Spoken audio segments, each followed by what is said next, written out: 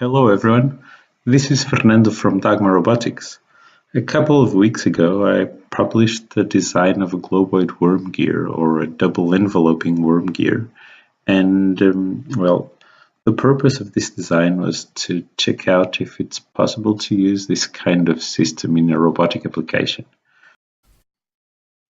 This design was done with Fusion 360 with the help of some Python scripts to develop the profile of the worm. I actually shared the scripts on GitHub. You'll find the links in the description below. Knowing forehand that backlash is an issue with these reduction systems, fact is that backlash is a problem that is addressable in many ways. So what other problems can there be using these systems in a robotic application? Here's what I found.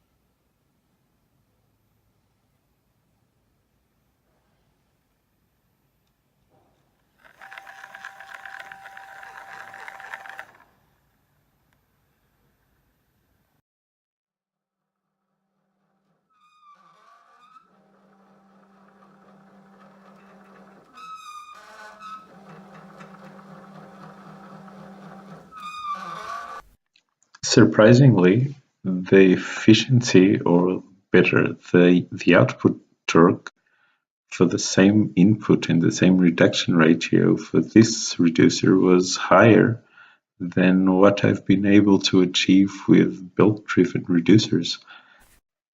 The catch with this system for robotic applications is that at very low speeds it has a very high friction. I guess that avoiding friction between the wheel and the worm requires the generation of a hydrodynamic film between them. For that to occur, we need a minimum velocity. So, my conclusion is, unless we're designing a robot that's intended to have continuous motion, I guess we should stay away from this technology. Perhaps leave it for winches or transporting systems, or something like that. Yeah, that's all for today. Thank you for watching, and I hope you enjoyed.